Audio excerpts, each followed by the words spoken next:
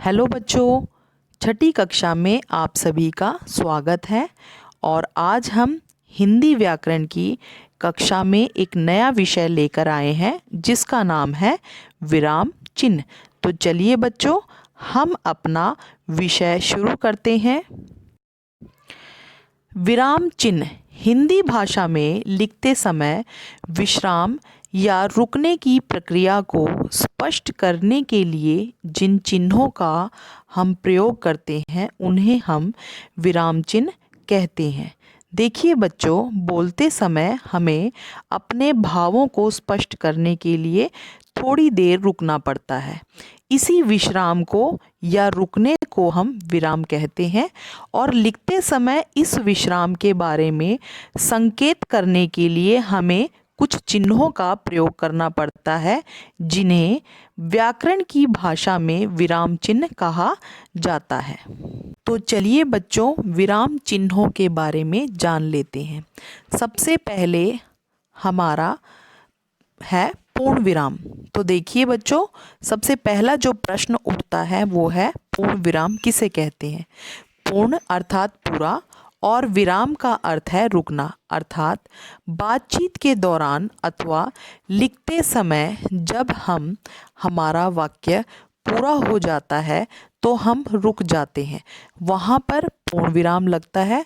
जैसे कि मेरे पेट में दर्द हो रहा है, अंत में जो हमने ये चिन्ह लगाया है इसे हम पूर्ण विराम कहते हैं।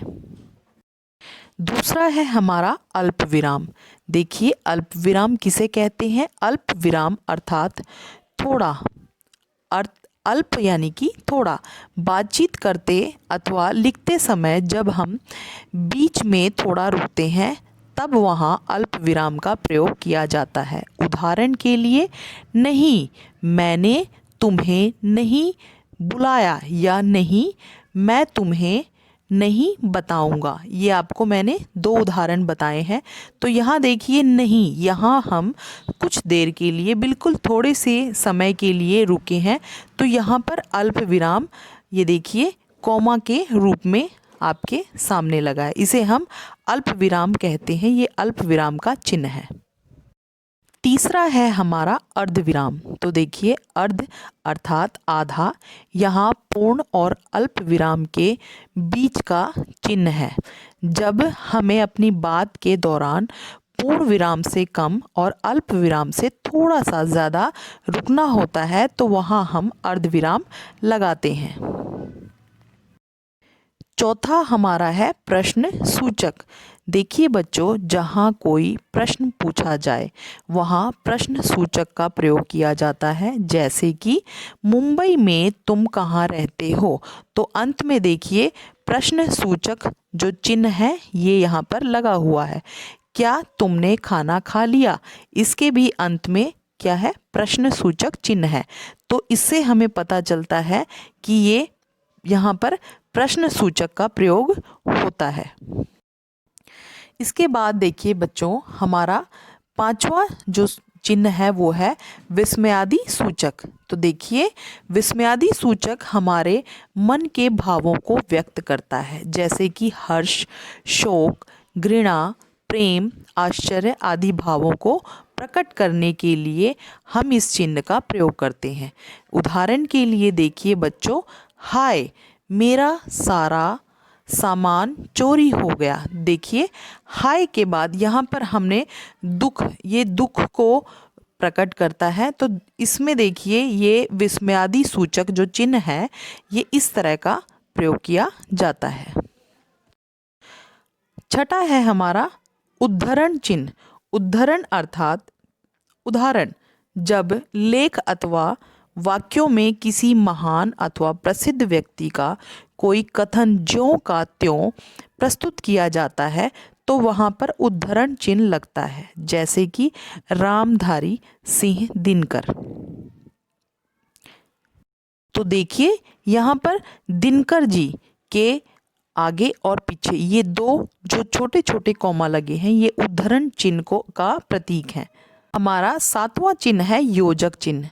तो देखिए बच्चों, इस चिन्ह का प्रयोग दो एक जैसे शब्दों, विपरीतार्थक शब्दों तथा आपस में तुलना करने के लिए किया जाता है। उदाहरण के लिए पशु पक्षियों। तो देखिए, ये दो शब्दों को योजक के माध्यम से जोड़ा जा रहा है।